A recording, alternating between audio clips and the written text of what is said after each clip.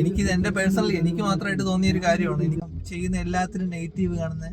അവർക്ക് അവരുടേതായിട്ടുള്ള ഇഷ്ടത്തിന് ജീവിക്കട്ടെ.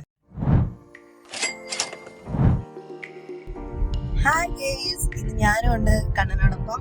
ഇന്ന് എനിക്ക് ഹോസ്പിറ്റലിൽ പോകേണ്ട ദിവസമാണ്. അതുകൊണ്ട് എന്നെ ഹോസ്പിറ്റലാക്കിയിട്ടാണ് ഇന്ന് തോട്ടം കണ്ണം തുടങ്ങുന്നത്. അപ്പം നമുക്ക് ഡേ 2 സ്റ്റാർട്ട്.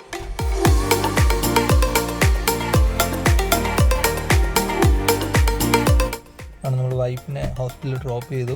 11 മണിയൊക്കെ കഴിഞ്ഞ് ഇന്നിപ്പോൾ ഡ്യൂട്ടി ഓൺലൈൻ ആക്കിയപ്പോഴത്തേക്കും നല്ല മഴയാണ്. നമ്മൾ 3-4 ട്രിപ്പൊക്കെ എടുത്തു. ഉച്ച കഴിഞ്ഞപ്പോഴത്തേക്കും വൈഫ് ഹോസ്പിറ്റലിൽ നിന്ന് ഇറങ്ങി. ഞങ്ങൾ ഊണ് കഴിച്ചതിന് ശേഷം വൈഫിനെ വീട്ടിലാക്കി. അത് കഴിഞ്ഞിട്ട് ആദ്യം കഴിച്ച ട്രിപ്പ് കവടിയാർ കൊട്ടാരത്തിലേക്കായിരുന്നു. ഞാൻ ആദ്യമായിട്ടാണ് ഇതിനകത്ത് കയറുന്നത്. ഒത്തിരി അങ്ങനെ ആദ്യമായിട്ട് ഇന്ന് കൊട്ടാരത്തിനകത്ത് കയറാൻ പറ്റും. ഇതിനകത്ത് വീഡിയോ ഒക്കെ എടുക്കാനായിട്ട് റെസ്ട്രിക്ഷൻസ് ഉണ്ട്.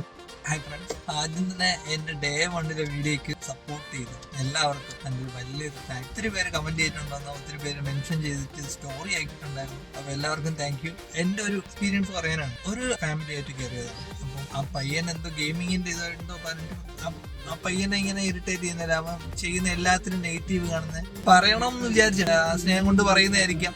എനിക്കിത് എന്റെ പേഴ്സണലി എനിക്ക് മാത്രമായിട്ട് തോന്നിയ ഒരു കാര്യമാണ്. അവർക്ക് അവരുടേതായിട്ടുള്ള ഇഷ്ടത്തിന് ജീവിക്കട്ടെ. അവർക്ക് വേണ്ട കെയറിങ് കാര്യങ്ങൾ കൊടുക്കുക.